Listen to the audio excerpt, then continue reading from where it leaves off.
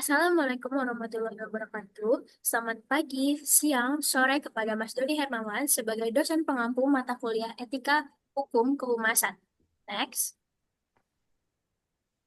Hari ini kami dari kelompok 10 yang beranggotakan Aulia Nisa Nur Azizah, Ralisha Lutmila Dekrasya, saya sendiri Syarifah, dan yang keempat ada Tiara Trihandayani, akan memaparkan hasil diskusi kami tentang website perusahaan yang menurut kami belum memenuhi etika dalam menyampaikan informasi dan lain-lainnya.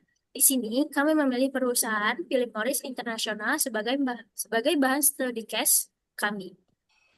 Philip Morris International atau PMI adalah perusahaan tembakau multinasional asal Amerika Serikat yang dikenal dengan merek rokok Marlboro. Di sini siapa sih yang nggak tahu atau belum kenal sama Marlboro yang udah hits banget di Indonesia juga. Nah, perusahaan ini beroperasi di lebih dari 180 negara dan memisahkan diri dari Altria Group pada tahun 2008. PMI kerap menjadi sorotan karena kontroversi terkait penyembunyian bukti ilmiah tentang dampak buruk merokok bagi kesehatan. Akibatnya, perusahaan ini menghadapi berbagai tuntutan hukum dan pembatasan dari pemerintah di berbagai negara.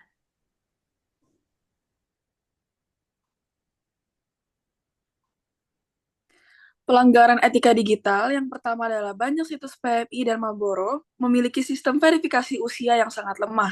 Pengguna hanya perlu mengklik "Saya berusia di atas 18 tahun" untuk mengakses konten tanpa validasi mekanisme yang memadai menunjukkan perusahaan gagal melindungi kelompok usia rentan atau anak di bawah umur yang dapat membuka peluang negatif.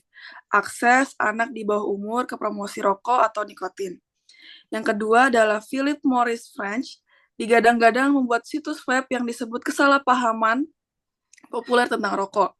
Meskipun situs web tersebut tidak bermaksud untuk mempromosikan penjualan produk Philip Morris, situs web tersebut mengarah pengunjung ke iklan perusahaan dan situs web terkait.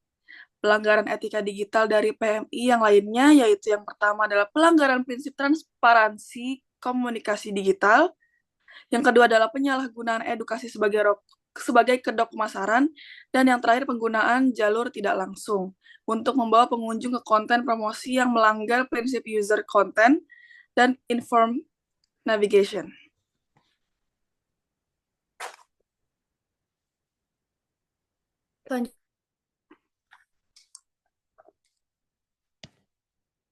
Yaitu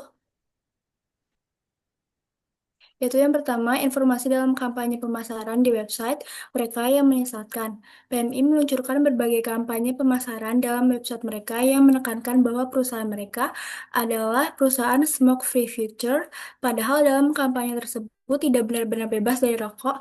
Mereka hanya ingin memperkenalkan produk mereka, yaitu seperti IQOS, produk tembakau yang dipanaskan, adalah alternatif yang lebih aman dibandingkan rokok konvensional.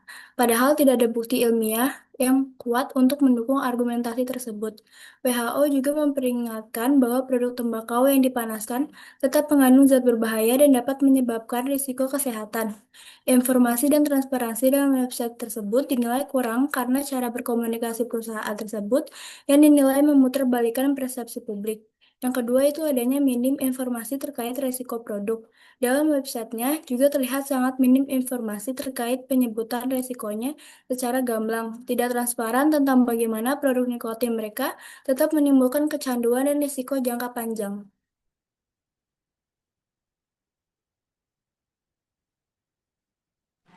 Lalu selanjutnya kita akan masuk ke saran perbaikan dari kami yang perlu dilakukan oleh perusahaan Philip Morris International atau PMI adalah dengan yang pertama yaitu komitmen etis, yaitu PMI harus memulai dari komitmen untuk menghadirkan komunikasi yang adil dan juga bertanggung jawab.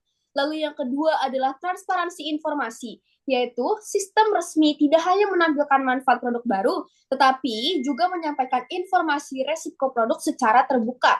Lalu yang ketiga, keseimbangan kampanye dari public relation-nya. Kampanye tentang keberlanjutan dan kesehatan harus diimbangi dengan data-data konkret dan laporan independen agar tidak terkesan manipulatif. Lalu yang keempat, pemilihan bahasa yang netral. Hindari kalimat seperti for a better future. Gunakan kalimat netral, misalnya kami sedang mengembangkan pengganti rokok konvensional yang memiliki potensi lebih rendah namun tetap mengandung nikotin dan tidak bebas risiko. Lalu yang kelima adalah fasilitasi ruang dialog. Tambahkan fitur testimoni konsumen dan pendapat tenaga ahli di situs web untuk membangun kepercayaan publik. Lalu yang terakhir adalah verifikasi usia yang kuat.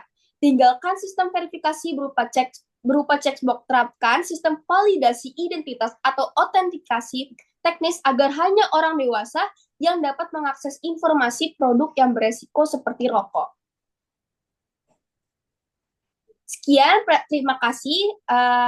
Sekian presentasi kami, terima kasih, dan mohon maaf apabila masih ada kesalahan atau kekurangan dalam presentasi kami.